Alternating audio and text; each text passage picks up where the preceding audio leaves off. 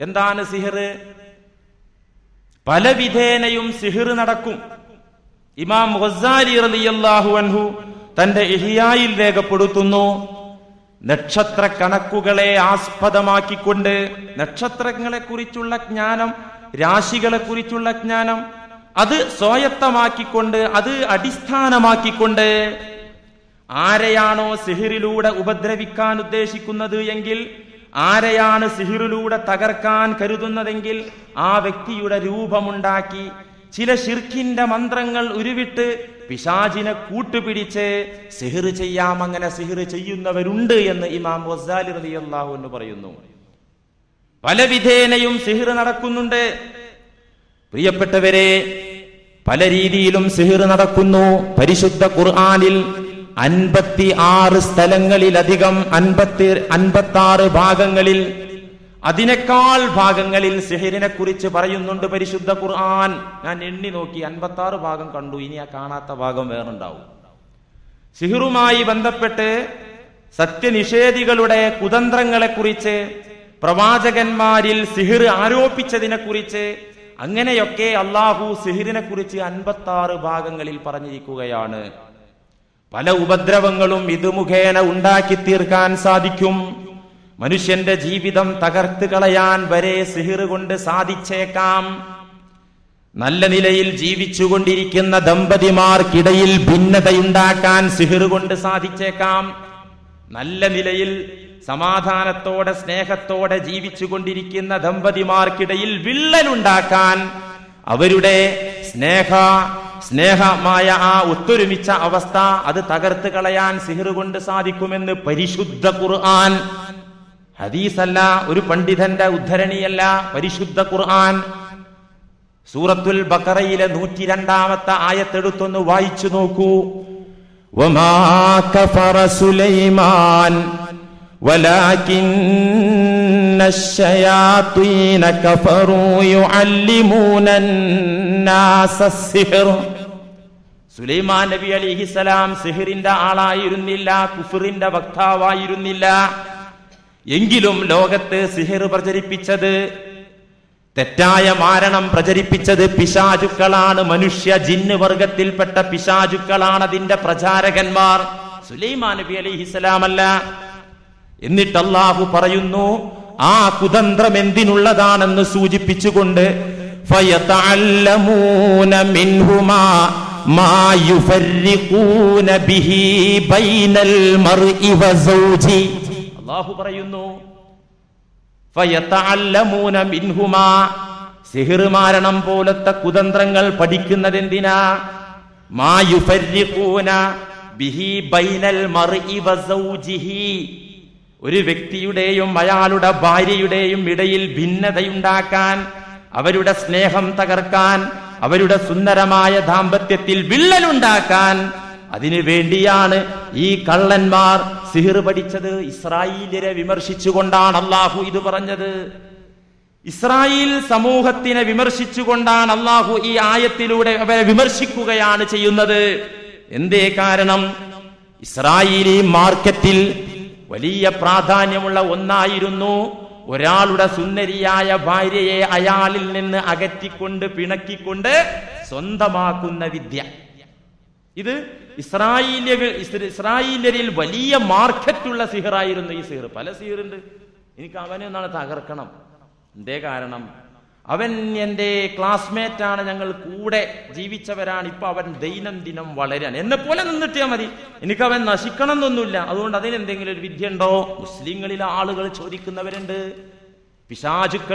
പിശാചിന്റെ വക്താക്കളെ സമീപിച്ചുകൊണ്ട് ഇത്തരം കാര്യങ്ങൾ നടത്തുന്നവരുണ്ട്. അറിയോ? വെറുതെ ദ്രോഹിക്കുക. മാ യുഫർരിഖൂന ബിഹി ബൈനൽ മർഇ വസൗജി. അക്കാലത്തെ ആളുകളുടെ ഏറ്റവും വലിയ കുതന്ത്രമായിരുന്നു ദമ്പതിമാർക്കിടയിൽ ഭിന്നിപ്പുണ്ടാക്കിക്കൊണ്ട്. ഒരു സുന്ദരിയായ ഒരു പെണ്ണ് ഒരാളെ കസ്റ്റഡിയിൽ ഭാര്യയായി ജീവിക്കുകയാണെങ്കിൽ അവളെ എനിക്ക് കിട്ടണം എന്നുണ്ടെങ്കിൽ ഉള്ള ഭർത്താവിൽ നിന്ന് അവൾ അകലണം എന്നുണ്ടെങ്കിൽ സിഹിർ ചെയ്യണം, അത് ചെയ്യിപ്പിക്കണം. തനിക്ക് ചെയ്യാൻ അറിയില്ലെങ്കിൽ ചെയ്യിപ്പിക്കണം. ഇങ്ങനെ ചെയ്യാൻ വേണ്ടിയായിരുന്നു മാ യുഫർരിഖൂന ബിഹി ബൈനൽ മർഇ വസൗജി. ഒരാളുടെയും അയാളുടെ ഭാര്യയുടെയും ഇണയുടെയും ഇടയിൽ തഫ്രീഖത്ത് യുഫർരിഖൂൻ ഭിന്നിപ്പുണ്ടാക്കുക. വമാ ഹും ബിളാരീന ബിഹി മിൻ അഹദിൻ ഇല്ലാ ബിഇദ്നില്ലാഹ്. അല്ലാഹു പറയുന്നു വമാ ഹും ലാരീന ബിഹി മിൻ അഹദിൻ ഇല്ലാ ബിഇദ്നില്ലാഹ്. ആ കുതന്ത്രത്തിന്റെ ആളുകൾ മനസ്സിലാക്കണം, ആ സിഹറിന്റെ ആളുകൾ മനസ്സിലാക്കണം. വമാ ഹും ബിളാരീന ബിഹി മിൻ അഹദിൻ ഇല്ലാ ബിഇദ്നില്ലാഹ്.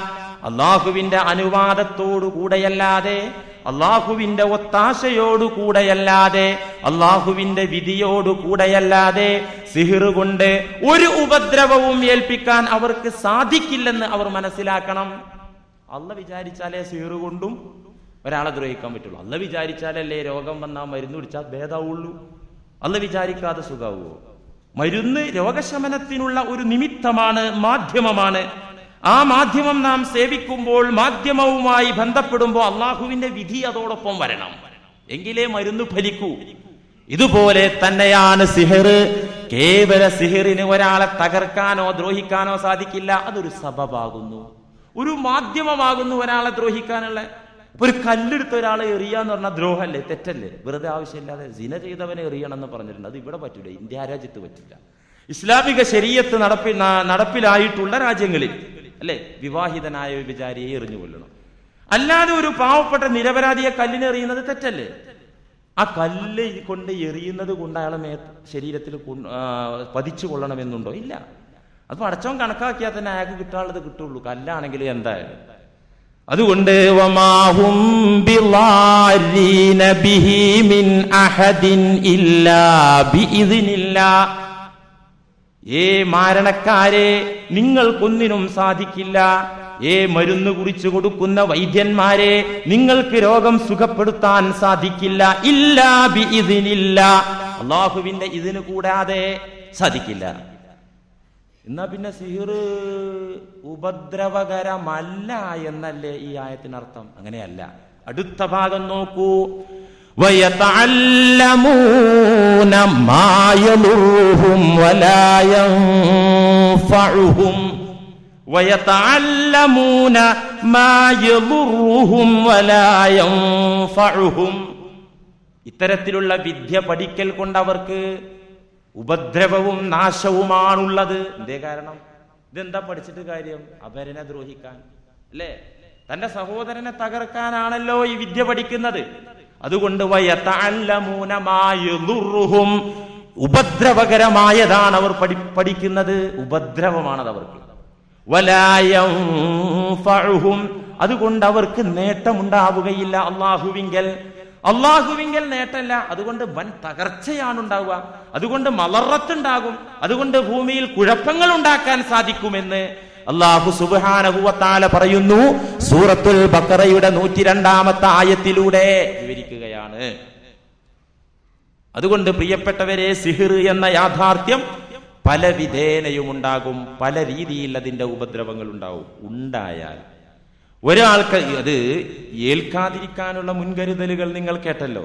ഒരാളിൽ അത് ബാധിച്ചു കഴിഞ്ഞാൽ, അങ്ങനെ ഒരു സംശയം വന്നു കഴിഞ്ഞാൽ, സംശയം വെറുതെ സംശയിക്കരുത്. ഈ വാള് കേട്ട് പോയിട്ട് എന്ത് കണ്ടാലും ഇത് സിഹിറാണ്. കുറച്ച് ശത്രുക്കളൊക്കെ ഉണ്ട്, ബിസിനസ് രംഗത്തും കുടുംബങ്ങളിലൊക്കെ കുറച്ച് ശത്രുക്കൾ ഉണ്ട്. അതുകൊണ്ട് ചെറിയ എന്തെങ്കിലും ഒരു അസ്വസ്ഥത വന്നപ്പോഴേക്ക് ഇന്നൊരാള് പനിച്ചിട്ട് സന്ധിയിലൊക്കെ വേദന, ഇത് വേറെന്തോ ആണ്. കാരണം മരുന്ന് കുടിച്ചിട്ടും വേദന നിൽക്കുന്നില്ല എന്നാ പറയുന്നത്. അപ്പൊ ഇപ്പത്തെ പനിയൊക്കെ എല്ലാ ജോയിന്റിലും നല്ല വേദന എന്നാ പനിച്ച ആളുകൾ പറയുന്നത്. ഈ പുള്ളി പറയാണ് മരുന്ന് കുടിച്ചിട്ടും ഈ വേദന മാറാതിരിക്കുമ്പോൾ ഇതിനെനിക്ക് എന്തോ ഒരു ഡൗട്ട് ഉണ്ട്. അങ്ങനെ ഡൗട്ടാകണ്ട, വെറുതെ ആവശ്യമില്ലാതെ നിങ്ങൾ തെറ്റിദ്ധരിക്കരുത്. അങ്ങനെ ഒരു അവസ്ഥയിലേക്ക് നാം ചെന്നെത്തിയാൽ ഒരു മരുന്നും ഫലിക്കുന്നില്ല, വീണ്ടും അസ്വാസ്ഥ്യം തന്നെ, ബുദ്ധിമുട്ട്. ഇങ്ങനെയായിക്കഴിഞ്ഞാൽ മാ അൻസലല്ലാഹു ദാഅൻ ഇല്ലാ അൻസല ലഹു ശിഫാഅൻ എന്ന അർത്ഥത്തിൽ, എല്ലാ പ്രശ്നങ്ങൾക്കും പ്രതിവിധിയുണ്ട് എന്ന അർത്ഥത്തിൽ എന്താണ് സിഹിർ ബാധിച്ച ആൾക്കുള്ള മോചനമാർഗം എന്താണ്? നമ്മുടെ കിതാബുകളിലൊക്കെ എഴുതിയിട്ടുണ്ട്. നമ്മുടെ കിതാബ് നോക്കണ്ട, അത് ഖുറാഫാത്ത് എഴുതി വെച്ച മണ്ട കിതാബ, ഏതാണ്ട് മുസ്ലിയാക്കന്മാർ എഴുതിയ. ഉൽപ്പതിഷ്ണു വിഭാഗത്തിന്റെ എന്ന് വെച്ചാൽ കുറച്ച് മോഡേണിസം ഇസ്ലാമിൽ ഉണ്ട് എന്ന് പറഞ്ഞ് കുറച്ചൊക്കെ വിദ്യാഭ്യാസവും പണമൊക്കെ ഉണ്ടാവുമ്പോൾ ഞാൻ ഇസ്ലാമിസ്റ്റ് എന്ന് പറഞ്ഞു വരുന്ന ആളുകളുണ്ടല്ലോ, അവരുടെ നേതാവായി അംഗീകരിക്കപ്പെടുന്ന ഉൽപ്പതിഷ്ണു വിഭാഗത്തിന്റെ അധ്യക്ഷനായ ഇബ്നു തൈമിയയുടെ പ്രധാന ശിഷ്യൻ ഇബ്നുൽ ഖയ്യിം തന്റെ സാദുൽ മആദിൽ രേഖപ്പെടുത്തുന്നു. ഇത് ലോകരാഷ്ട്രങ്ങളൊക്കെ അംഗീകരിച്ച ഗ്രന്ഥമാണ്. മുസ്ലിം രാജ്യങ്ങളൊക്കെ, സൗദി അറേബ്യ അടക്കം അവിടുത്തെ മുഫ്തിമാരൊക്കെ അംഗീകരിച്ചു. ആ പുസ്തകത്തിൽ ഇബ്നുൽ ഖയ്യിം സാദുൽ മആദി എന്ന ഗ്രന്ഥത്തിൽ പറയുന്നു, സിഹറിന് ഫലപ്രദമായ മരുന്ന്, സിഹിർ ഒരാൾക്ക് ബാധിച്ചാൽ അതിൽ നിന്ന് രക്ഷപ്പെടാനുള്ള മരുന്ന്, ഫലവത്തായ മരുന്ന്, മിൻ അദ്വിയത്തിൽ ഇലാഹിയ, മിൻ അദ്വിയത്തിൽ ഇലാഹിയ, ദൈവികമായ മരുന്നാണ്. മെഡിക്കൽ ഷോപ്പിൽ നിന്ന് വാങ്ങാൻ കിട്ടുന്ന മരുന്നല്ല. മിൻ അദ്വിയത്തിൽ ഇലാഹിയ, ദൈവിക മരുന്ന്. അതെന്താ ദൈവിക മരുന്ന്? നിർദ്ദിഷ്ടമായ ചില ആയത്തുകൾ കൊണ്ട്, ദിക്റുകൾ കൊണ്ട് മന്ത്രിക്കലാകുന്നു. അതാകുന്നു ദൈവിക ചികിത്സ. അള്ളാന്റെ കലാം കൊണ്ട്, അള്ളാഹുവിന്റെ ഹബീബ് പഠിപ്പിച്ച അദ്കാർ കൊണ്ട് മന്ത്രിക്കലാകുന്നു. അതിനുള്ള പ്രതിവിധി അതാണ് മിൻ അദ്വിയത്തിൽ ഇലാഹിയ എന്ന് പറഞ്ഞാൽ. നിങ്ങൾ ആലോചിച്ചു നോക്കൂ, ഏതുപോലെയൊക്കെ സൂറത്തിൽ ഫാത്തിഹത്തി വ ആയത്തിൽ കുർസി, ഇതൊക്കെ സാധാരണ നമുക്കറിയുന്നതാണ്. ഇവ കൊണ്ട് മന്ത്രിക്കുക. അവിടെ ഒരു കാര്യം ശ്രദ്ധിക്കാണ്ട്, ആയുധം പ്രയോഗിക്കാൻ അറിയുന്നവൻ പ്രയോഗിച്ചാലാണ് പിശാചിന് പറ്റുള്ളൂ. നമ്മൾ മുമ്പ് പറഞ്ഞതാണ്. ആയുധമുണ്ട്, ഒരു തോക്കുണ്ട് എന്നതുകൊണ്ട് അകലെ നിൽക്കുന്ന ശത്രുവിനെ ഷൂട്ട് ചെയ്ത് വീഴ്ത്താൻ പറ്റൂല. അതിനെന്ത് വേണം? ഷൂട്ടിങ് പഠിക്കണം. ഇതുപോലെ ഫാത്തിഹ സൂറത്ത് കൊണ്ട് പിശാചിനെ തകർക്കാൻ സാധിക്കണം. അല്ലെങ്കിലും അതിന് മഹാത്മ്യമുണ്ട്. ആരും ഉരുവിട്ടാൽ അത് വേറെ വിഷയം. പക്ഷേ തൗഹീദിന്റെ പടവാളിന്റെ മൂർച്ചയുള്ള മനുഷ്യൻ, ആ മനുഷ്യൻ ഉപയോഗിക്കുമ്പോഴാണ് പെട്ടെന്ന് ഫലവത്താകുക. മിൻ അദ്വിയത്തിൽ ഇലാഹിയ, പരിശുദ്ധ ഖുർആനിലെ അധ്യായങ്ങൾ, ആയത്തുകൾ നിങ്ങൾ നോക്കൂ. 2 അധ്യായങ്ങൾ മന്ത്രിക്കാൻ വേണ്ടി മാത്രമാണ് അള്ളാഹു അവതരിപ്പിച്ചത്. 2 സൂറത്തുകൾ മന്ത്രിക്കാൻ വേണ്ടി മാത്രമാണ്. വഫീഹാ നസലത് ഖുൽ അഊദു ബിറബ്ബിൽ ഫലഖ് വഖുൽ അഊദു ബിറബ്ബിൻ നാസ്. സിഹറിനെതിരെ മന്ത്രിക്കാൻ, സിഹറിന്റെ ഉപദ്രവങ്ങളിൽ നിന്ന് രക്ഷപ്പെടാൻ വേണ്ടി മന്ത്രിക്കാൻ വേണ്ടിയാണ് ഖുൽ അഊദു ബിറബ്ബിൽ ഫലഖ് ഖുൽ അഊദു ബിറബ്ബിൻ നാസ് എന്നീ 2 സൂറത്തുകൾ ഒപ്പം ഇറങ്ങിയത്. ഖുർആനിലെ അധ്യായങ്ങളൊന്നും ഒപ്പം 2 ഇറങ്ങിയിട്ടില്ല. ഒരു അധ്യായം തന്നെ ഘട്ടങ്ങളായി ഓരോ ആയത്തുകൾ, അങ്ങനെയാണ്. ഈ 2 സൂറത്തുകൾ ഒപ്പം ഒരേ സമയത്താണ് അവതരിച്ചത്. അതിന് സംഘനാമമുണ്ട്. 2നും കൂടി ഒരു പേരുണ്ട്. എന്താ? മുഅവ്വിദത്തൈനി, ഉപദ്രവങ്ങളിൽ നിന്ന് കാവൽ തേടുന്ന ആയുധങ്ങൾ, 2 ആയുധങ്ങൾ. ഈ 2 സൂറകൾ അള്ളാഹു ഇറക്കിയത് മന്ത്രിക്കാനാണ്. എന്തിനു മന്ത്രിക്കാൻ? പറഞ്ഞല്ലോ, മുസ്തഫായ നബി തങ്ങളെ തകർക്കാൻ വേണ്ടി ജൂതന്മാരും മുനാഫിക്കുകളും ഖുറൈശികളും എല്ലാ കെണികളും ഒരുക്കി. അവസാനത്തെ കയ്യായി അവർ മാരണം പ്രയോഗിച്ചു നബിയെ തകർക്കാൻ. ലബീദ് ഇബ്നു അഅ്സം എന്ന് പറയുന്ന കപടൻ ഈത്തപ്പന കുലയിൽ 11 കെട്ടുകൾ ഇട്ടാണ് മാരണം ചെയ്തത്. 11 കെട്ടുകൾ ഇട്ടുകൊണ്ട് ഇതിനെ തകർക്കാൻ അതേ ഡോസിൽ അല്ലാഹു 11 ആയത്തിറക്കി. സൂറത്തുൽ ഫലഖ് 5, സൂറത്തുൻ നാസ് 6. സൂറത്തുൽ ഫലഖ് 5 ആയത്തുകളാ, സൂറത്തുൻ നാസ് 6 ആയത്തുകളാ. 5, 6, 11 കെട്ടുകൾ ഇട്ടുകൊണ്ടാണ് ലബീദ് ഇബ്നു അഅ്സം എന്ന് പറയുന്ന മാരണക്കാരൻ നബിക്കെതിരെ സിഹിർ ചെയ്തത്. ആ സിഹിറിനെ തകർക്കാൻ, 11 കെട്ടുകളുള്ള സിഹിറിനെ തകർക്കാൻ അള്ളാഹുവിന്റെ കലാമിൽ 11 ആയത്തുകൾ അവതീർണമായി. ഡോസ് 10ന്റെ ഗുളിക, 20ന്റെ ഗുളിക, 100ന്റെ ഗുളിക, 500ന്റെ ഗുളിക, അല്ലെ? ഈ മെഡിസിനിലൊക്കെ ഉണ്ടല്ലോ ഇതിന്റെ ഡോസ് കൂടുന്നത്. ഇതുപോലെ 11 കെട്ടുകൾക്ക് അനുയോജ്യമായ ഡോസ് 11 ആയത്തുകൾ. എന്നും വെറുതെ പറയുന്നതല്ല സഹോദരന്മാരെ. അല്ലാഹു സുബ്ഹാനഹു വ തആല മന്ത്രിക്കാൻ വേണ്ടിയാണ് ഈ 2 അധ്യായങ്ങൾ അവതരിപ്പിച്ചത് എന്ന വസ്തുത നാം അറിയണം. ധാരാളം കിതാബുകളിൽ ഇതിനുള്ള പരിഹാരം, സിഹിർ ബാധിച്ച മസ്ഹൂറായ വ്യക്തിക്കുള്ള മോചനമാർഗം പറയുന്നുണ്ട്. അതുകൊണ്ട് അള്ളാഹുവിന്റെ കലാം കൊണ്ട് മന്ത്രിച്ചാൽ ഏത് ശൈത്താൻ ആര് വിട്ടതാണെങ്കിലും അത് അകന്നു പോകും. പിന്നെ ചില ആളുകളുണ്ട്, സിഹിർ ബാധിച്ച ആളെ വിളിച്ചു വരുത്തിയിട്ട് അയാളെ ഇളക്കുമെന്ന്. എന്ന് വെച്ചാൽ ഉള്ളതൊക്കെ വരട്ടെ എന്ന് എഴുതിയിട്ട് ഞാൻ കണ്ടിട്ടുണ്ട് എന്നെ കണ്ടുകൊണ്ട്. എങ്ങനെ ഇളക്കുക? അവനെ മന്ത്രിക്കും ഖുർആനിലെ ഏതാനും ആയത്ത് കൊണ്ട്, അല്ലെങ്കിൽ ഏതെങ്കിലും അതുക്കാറ് കൊണ്ട് മന്ത്രിക്കും. മന്ത്രിച്ചാൽ പിന്നെ ഇയാൾ ഇളകാൻ തുടങ്ങും. ഇളകിയിട്ട് പറയും, ഞങ്ങൾ ഇത്ര ആളുണ്ട്, ഞങ്ങൾ ഇന്ന സ്ഥലത്ത് നിന്ന് വന്നതാണ്, ഇന്ന ആള് വിട്ടതാണ്. അങ്ങനെയാണോ? എന്നാ പോകാൻ എന്താ വേണ്ടത്? ഇയാൾ ചോദിക്കും. ആദ്യം 5000 ഒക്കെ പറഞ്ഞു വെച്ചിട്ടുണ്ടാവും ഇത് ബാധ ഒഴിക്കാൻ. പോകാൻ എന്താ വേണ്ടത്? പോകാൻ രക്തം വേണം, രക്തം. അപ്പൊ രക്തം കൊടുക്കുക. അല്ലെങ്കിൽ പൂജ നടത്തണം. നിങ്ങളുടെ വീടിന്റെ തെക്ക് ഭാഗത്തൊരു സർപ്പകല്ല് നാട്ടിക്കൊണ്ട് തുളസി നട്ടുകൊണ്ട് അവിടെ പാലും പഴവും വെച്ച് പൂജിക്കണം. സർപ്പകല്ല് വെക്കണം. എന്നാ അത് ചെയ്തേക്കാം. എങ്ങനെയെങ്കിലും പോയി കിട്ടിയാൽ മതി. 5000 കിട്ടണമല്ലോ ഇതിനു വേണ്ടി. ഇത് ഹറാമാണ്, ഇത് തെറ്റാണ്, ഇത് കടുത്ത ശിർക്കാകുന്നു. പിശാചിന് വഴിപ്പെടാൻ പാടില്ല, അള്ളാഹുവിനെയാണ് വഴിപ്പെടേണ്ടത്. ഇളകുന്ന സമയത്ത് ഇങ്ങനത്തെ കാര്യമൊക്കെ പറയാം. തെറ്റായ കാര്യങ്ങളാണ് പറയുക. എന്നാൽ ഇളക്കാം. ഇളക്കുന്നത് കൊണ്ട് തെറ്റില്ല. ശിർക്കും ഹറാമും പിശാച് കൽപ്പിച്ചാൽ അനുസരിക്കരുത് എന്ന നിബന്ധനയോടെ, അനുസരിക്കരുത് എന്ന നിയമത്തോടുകൂടെ സിഹിർ ബാധിച്ച മനുഷ്യനെ ഇളക്കുന്നത് കൊണ്ട് തെറ്റൊന്നുമില്ല. സഹീഹുൽ ബുഖാരിയിൽ ഒരു അധ്യായമുണ്ട്. ഒരു അധ്യായം. എന്താ അധ്യായത്തിന്റെ പേര്? ബാബുഹൽ യുസ്തഖറജു സിഹ്റു. സിഹിർ ബാധിച്ച മനുഷ്യനെ ഇളക്കാമോ? പണ്ഡിതന്മാർ എഴുതി വെച്ചത് നോക്കണം. ബാബുഹൽ യുസ്തഖറജു സിഹ്റു. സിഹിർ പുറത്തേക്ക് കൊണ്ടുവരാൻ പറ്റുമോ? ആ അധ്യായത്തിൽ ഇമാം ബുഖാരി ഒരു സഹാബിയുടെ വാക്കാണ് രേഖപ്പെടുത്തിയിരിക്കുന്നത്. ഖാല ഖതാദതു ലി സഈദ് ഇബ്നുൽ മുസയ്യബ് റളിയല്ലാഹു അൻഹു.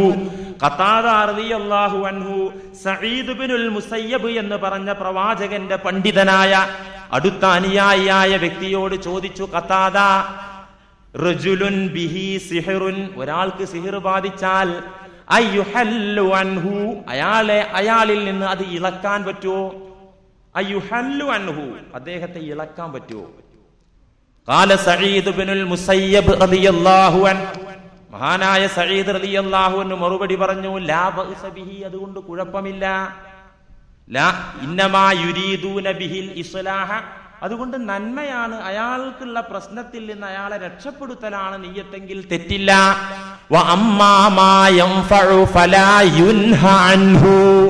ഉപകരിക്കുന്നത് ഒരു സഹോദരന് ഗുണകരമായ കാര്യം, ഉപകാരമുള്ള കാര്യം, അതിന് തെറ്റില്ല. പക്ഷേ ശിർക്കും ഹറാമും ഉണ്ടാകരുത് എന്ന് മാത്രം. സിഹർ ഇളക്കുന്നത് കൊണ്ട് കുഴപ്പമില്ല. കിതാബുൽ ബുഖാരിയിലാണ് ഈ സംഭവം.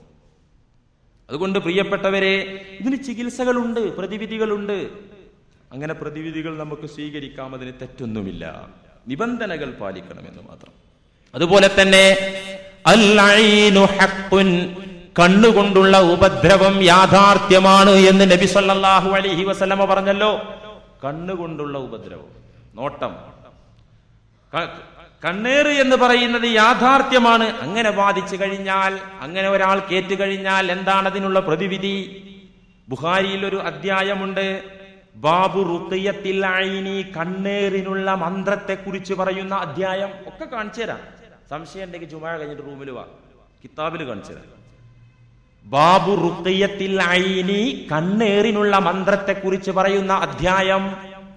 ആ അധ്യായത്തിൽ ഇമാം ബുഖാരി ആദ്യമായി പറയുന്ന ഹദീസ് ആയിഷ റളിയല്ലാഹു അൻഹാ, ആയിഷ ബീവിയെ തൊട്ട് മഹദി പറയുകയാണ്, അമറനി റസൂലുള്ളാഹി സ്വല്ലല്ലാഹു അലൈഹി വസല്ലമ അൻ യുസ്തർഖാ മിനൽ ഐനി, എന്നോട് നബി ഒരിക്കൽ കണ്ണേറിന് വേണ്ടി, കണ്ണേറിൽ നിന്ന് രക്ഷപ്പെടാൻ വേണ്ടി മന്ത്രിക്കാൻ കൽപ്പിച്ചു. അമറനി, എന്നോട് കൽപ്പിച്ചു നബി, അൻ യുസ്തർഖ, മന്ത്രിക്കാൻ, മിനൽ ഐനി, കണ്ണിന്റെ ഉപദ്രവത്തിൽ നിന്ന് മന്ത്രിക്കാൻ കൽപ്പിച്ചു. ഇത് തെറ്റാണെങ്കിൽ കൽപ്പിക്കുവോ?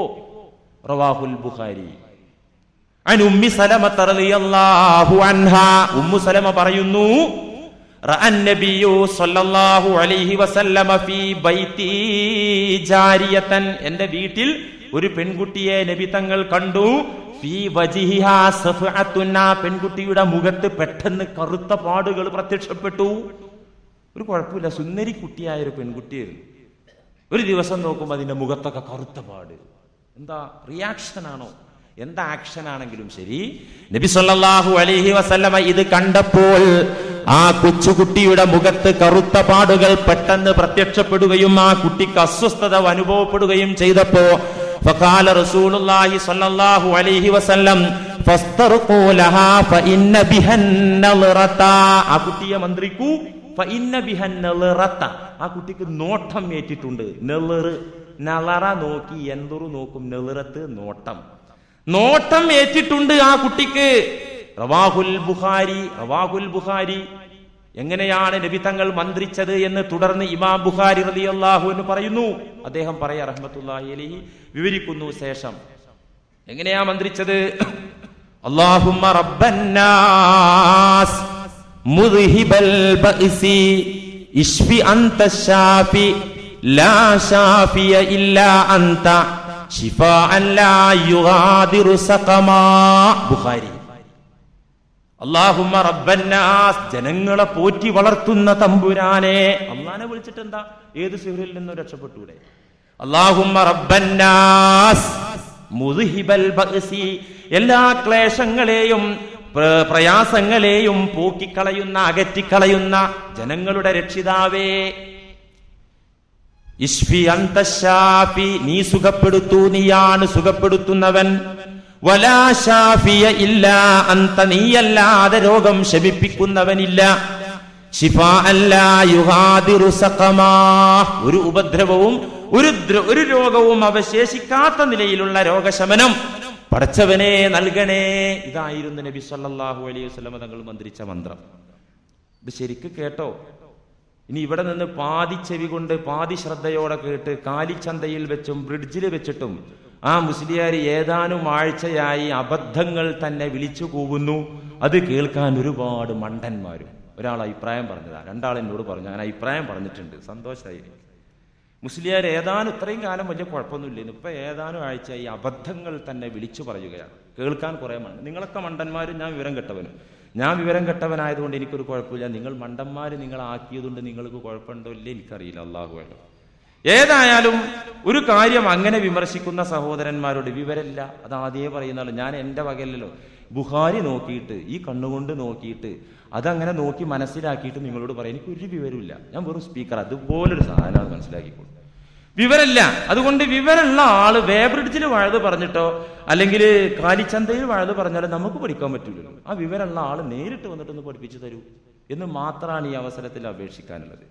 അതുകൊണ്ട് ഇത് വിവരക്കേടാണെന്ന് പറഞ്ഞാൽ ഹദീസുകളൊക്കെ വിവരക്കേടാകണം. ഹദീസുകളൊക്കെ മണ്ണിട്ട് മൂടേണ്ടി വരും, ആയത്തുകൾ മണ്ണിട്ട് മൂടേണ്ടി വരും. ഞാൻ ഇത് ഇത്ര വിശദീകരിച്ച് പറയാൻ വിചാരിച്ചാലോ, മന്ത്രം 1-2 എക്സാമ്പിൾ 1-2 ബുഖാരിന്റെ ഹദീസ് ഉണ്ടായാൽ മതിയല്ലോ. ചോറ് പാകമായോ അല്ലേ വെന്തോ അല്ലേ നോക്കാൻ 2 വറ്റെടുത്ത് നോക്കിയാൽ മതിയല്ലോ, എല്ലാ വറ്റും പരിശോധിക്കേണ്ട കാര്യമില്ലല്ലോ.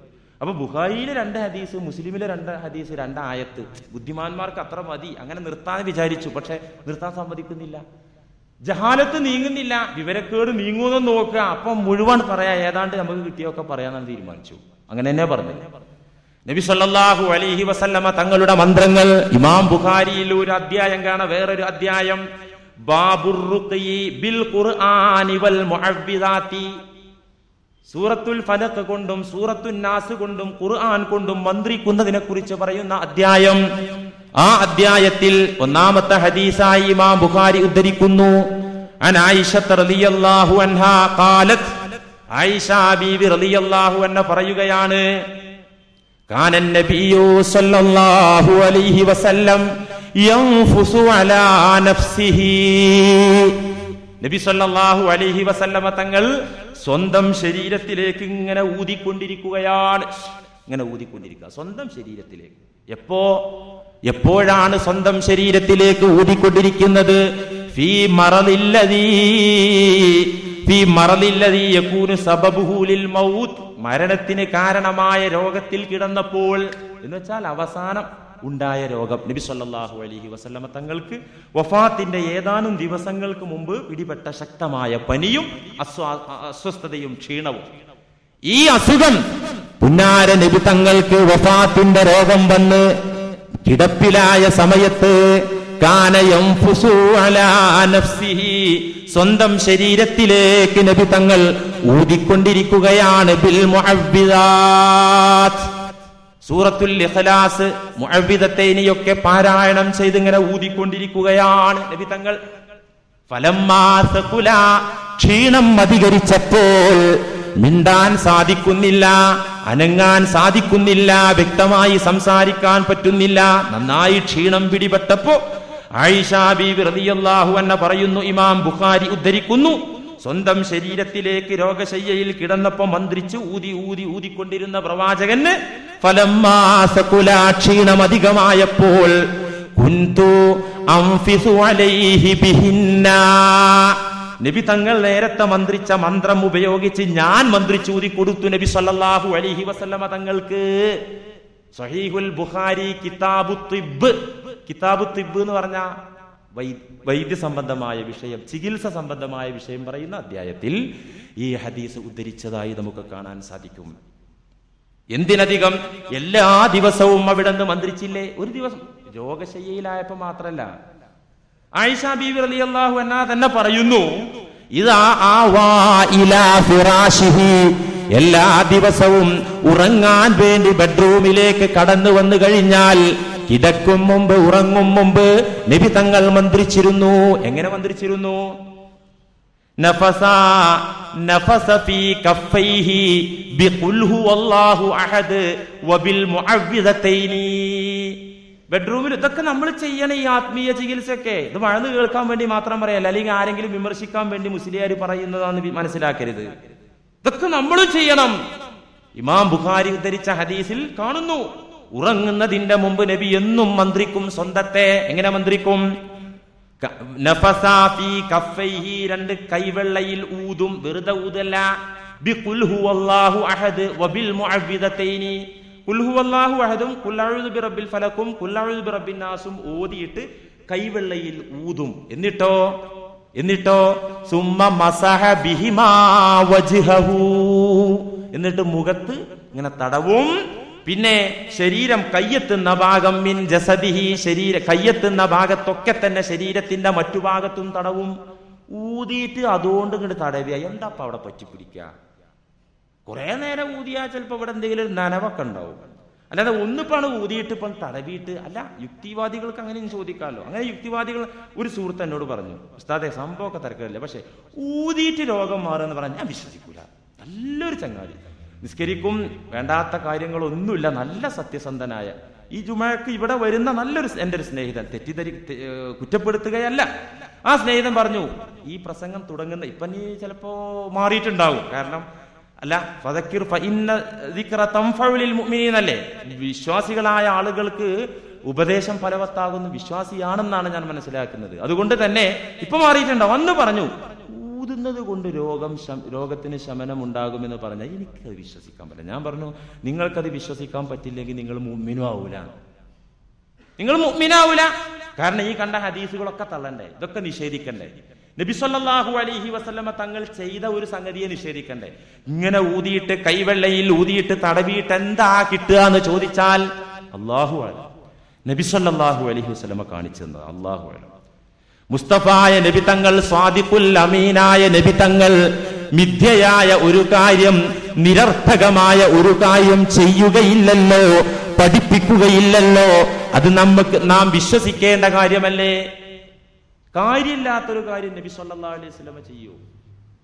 സ്വന്തം തടവി എന്ന് മാത്രമല്ല, തടവി കൊടുത്തതായിട്ടും ഇമാം മുസ്ലിം ഉദ്ധരിക്കുന്ന ഹദീസിൽ കാണാം. സ്വഹീഹ് മുസ്ലിമിന്റെ ഒരു അധ്യായമുണ്ട്, ബാബു ഇസ്തിഹ്ബാബി റുഖിയത്തിൽ മരീദ്, രോഗിയെ മന്ത്രിക്കൽ സുന്നത്താണ്.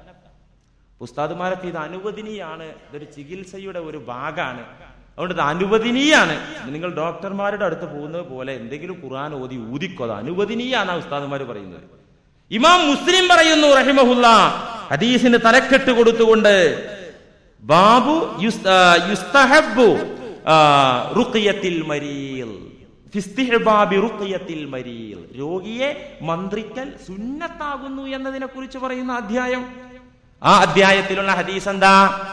നബി സല്ലല്ലാഹു അലൈഹി വസല്ലമ ആയിരുന്നു, ആയിഷ ബീവി റളിയല്ലാഹു അൻഹ പറയുന്നു, നബി തങ്ങളായിരുന്നു, ഇദസ്തകാ മിന്നാ ഇൻസാനുൻ, നബിയുടെ മുമ്പാകെ പോയി ആരെങ്കിലും ഒരു രോഗത്തിന്റെ കാര്യം പറഞ്ഞ് സങ്കടം പറയുകയാണെങ്കിൽ, നബിയേ ഒരുപാട് നാളായി തലവേദന, ഒരുപാട് നാളായി വയറിന് അസുഖം, ഒരുപാട് നാളായി ടെൻഷൻ, എന്താ കാരണം എന്നറിയുന്നില്ല, ഇങ്ങനെ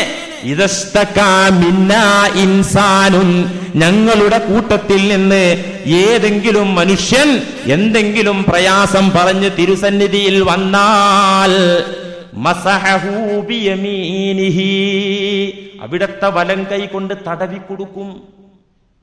വലം കൈ കൊണ്ട് തടവി കൊടുക്കും. സുമ്മകാല, തടവുന്നതിനിടയിൽ അള്ളാഹുവിന്റെ ഹബീബ് പറയും. എന്താ പറയുന്നത്? അസ്ഹബിൽ ബഅസ റബ്ബന്നാസ്, അസ്ഹബിൽ ബഅസ റബ്ബന്നാസ്, ജനങ്ങളുടെ സംരക്ഷകനെ, ജനങ്ങളുടെ നിയന്താവേ, ഈ മനുഷ്യനിലുള്ള വ്യക്തിയിലുള്ള പ്രയാസങ്ങളെ നീ പോക്കിക്കളയണമേ. വശ്ഫി അൻത ശാഫി ലാ ശിഫാ ഇല്ലാ ശിഫാഉക് ശിഫാഅൻ ലാ യുഗാദിറു സഖമാ. സഹീഹ് മുസ്ലിം. എന്തിനധികം ബുഖാരിയിൽ തന്നെ കാണാമല്ലോ, നബി സല്ലല്ലാഹു അലൈഹി വസല്ലമ തങ്ങൾ അവിടത്തെ പേരമക്കളായ ഹസൻ ഹുസൈൻ റളിയല്ലാഹു അൻഹുമാ ആ രണ്ട് പിഞ്ചു പൈതങ്ങളെ അരികിലേക്ക് വിളിച്ചു വരുത്തിക്കൊണ്ട് പൈശാചിക ഉപദ്രവങ്ങൾക്കെതിരെ അവരിൽ മന്ത്രിച്ചല്ലോ. ഇബ്രാഹിം നബി അലൈഹിസ്സലാം തന്റെ സന്താനങ്ങളെ അള്ളാഹുവിന്റെ വചനം ഓതിക്കൊണ്ട് മന്ത്രിച്ചല്ലോ. ഇതൊക്കെ ബുഖാരിയിൽ പറയുന്ന സംഭവങ്ങളാണ്. മുസ്ലിം ലോകത്തിന് നിഷേധിക്കാൻ പാടില്ല, തർക്കിക്കാൻ പറ്റൂല. എന്തിനധികം പ്രിയപ്പെട്ടവരെ, ഒരു സഹോദരി ഒരിക്കൽ തിരുസന്നിധിയിൽ വരുന്നു. ഒരു സഹാബിയത്തായ പെണ്ണ്, റസൂലിൽ വിശ്വസിച്ച ഒരു പെണ്ണ് നബി സല്ലല്ലാഹു അലൈഹി വസല്ലമ തങ്ങളുടെ മുന്നിൽ വരുന്നു. വമഅഹാ സബിയുൻ, ആ സ്ത്രീയോടൊപ്പം അവളുടെ കുട്ടിയുണ്ട്. ബിഹി ബലാഉൻ, കുട്ടിക്കൊരു പ്രശ്നം. എന്താ? ലാ യതകല്ലമു, കുറച്ച് നാളായിട്ട് മിണ്ടുന്നില്ല.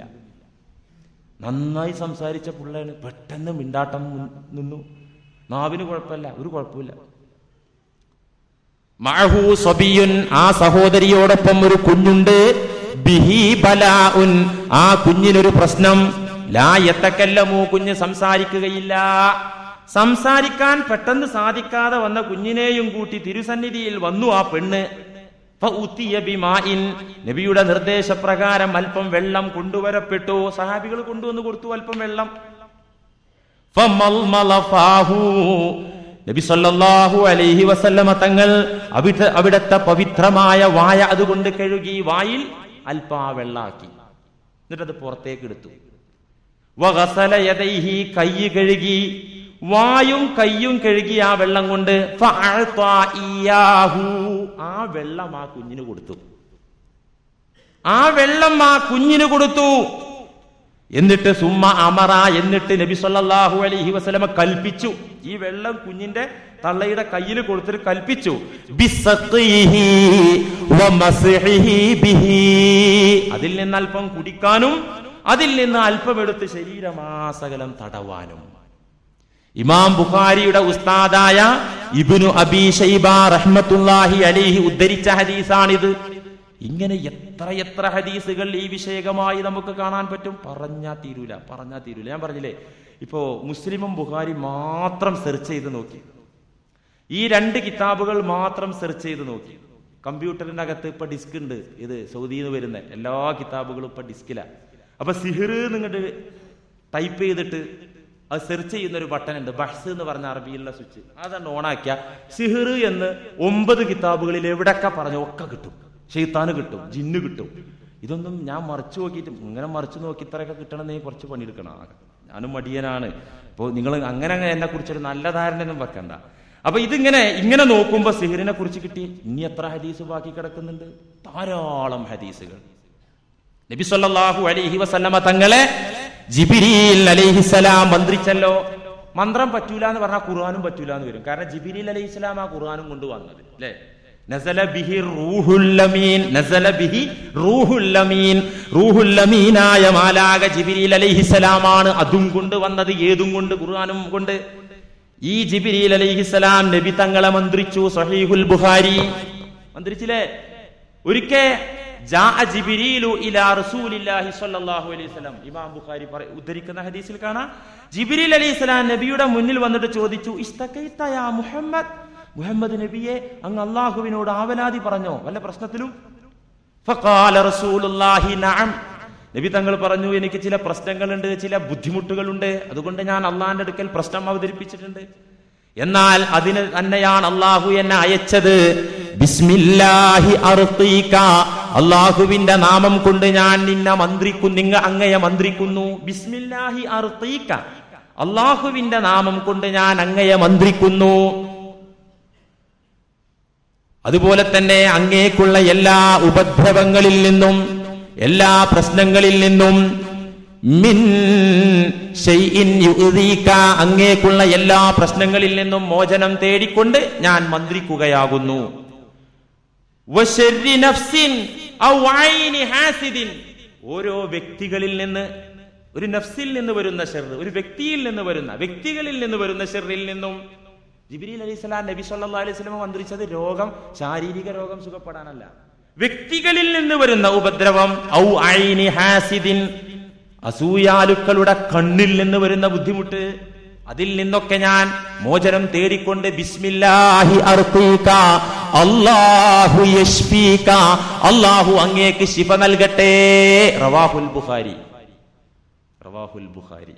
വേറെപ്പോ ഇബ്നു മാജ ഉണ്ട്, തുർമുദി ഉണ്ട്, ബൈഹഖി ഉണ്ട്, നസായി ഉണ്ട്, ശിഹാബ് സിത്തയിൽ തന്നെ വേറെ കിതാബില്ലേ. അങ്ങോട്ടൊന്നും പോണ്ട.